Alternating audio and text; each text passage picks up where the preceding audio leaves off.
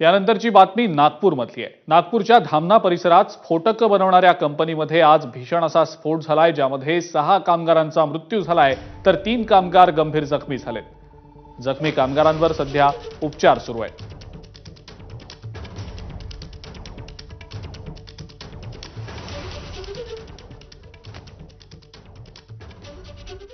नागपूरच्या या कंपनीमध्ये स्फोट झाल्यानंतर नागपूरचे पोलीस आयुक्त रवींद्र कुमार सिंघल यांनी घटनास्थळी भेट देत स्फोटांच्या कारणाचा आढावा घेतला। कंपनीमध्ये आग विझवण्याची उपकरणं नव्हती असं प्राथमिक तपासामध्ये समोर आलेलं असल्याचं सिंघल यांनी सांगितलंय। आपल्यासोबत नागपूरचे पोलीस आयुक्त रवींद्र कुमार सिंघल सर आहेत। सर, घटना घडलेली आहे, नेमकी किती वाजताची घटना आहे आणि काय प्राथमिक माहिती आहे? दुपारी 1 वाजता ही घटना घडलेली आहे आणि या घटनामध्ये काही लोक इंजर्ड झालेले आणि 4 ते 5 लोकांचा मृत्यू झालेला आहे आणि ही आमची इन्व्हेस्टिगेशन टीम्स इथे पोहोचलेली आहे। इन्व्हेस्टिगेशन सध्या चालू आहे आणि जे इंजर्ड आहे त्याच्यावर पण उपचार चालू आहे हॉस्पिटलमध्ये। आणि याच्यात जे वाद बनवतात त्याच्यासाठी क्रॅकरसाठी तर त्याच्या इथे मॅन्युफॅक्चरिंग होतं आणि ते स्टॉक होता आणि त्या स्टॉकमध्ये आग लागली आणि एक्सप्लोजन झालेलं असं आम्हाला दिसतोय। स्थानिकांनी अशी माहिती दिली की स्फोट झाल्यानंतर 1 तास इथे फायर फायटर किंवा ॲम्ब्युलन्स नव्हत्या आणि कंपनीकडे देखील तशा प्रकारच्या उपाययोजना नव्हत्या।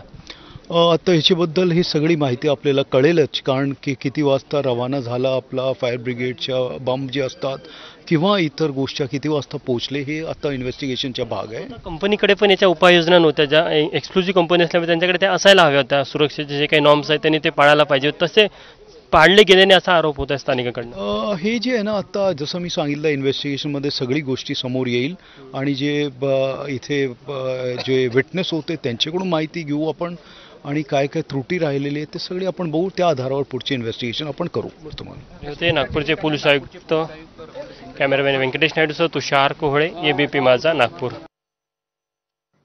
नागपुरातल्या या कंपनीतील स्फोटाच्या घटनास्थळाची माजी गृहमंत्री अनिल देशमुख यांनी देखील पाहणी केली। तसंच स्फोटातल्या आरोपींवर कठोर कारवाई करण्याची मागणी अनिल देशमुख यांनी केलेली आहे। एक सुद्धा जबाबदार इथे व्यक्ती नव्हता। सर्व लोकांनी एकत्र येऊन पडापड सगळीकडे फोन लावलेत, पीएससीला फोन लावलेत, मेडिकलला फोन लावलेत, ॲम्ब्युलन्स बोलवल्या आणि त्या निमित्तानं जे जखमी झाले होते त्यांना बाहेर काढण्याचा प्रयत्न करून त्यांना उपचारासाठी दवाखान्यात पाठवलं। या युनिटचं इतके मोठं युनिट आहे सोलरचं, हे या ठिकाणी एक्सक्लुझिव्हचं, चामुंडी एक्सक्लुझिव्हचं एक सुद्धा स्वतःची ॲम्ब्युलन्स यांच्याकडे नाही। अनेक जे बिचारे जखमी झाले होते त्यांना जर वेळेत जर त्यांच्यावर उपचार झाले असते तर त्याच्यातले काही लोक वाचू शकले असते। त्याच्यामुळे ज्या कोणी एक्सक्लुझिव्हच्या कायद्याचं पालन केलं नसेल त्या युनिटवर कारवाई करावी।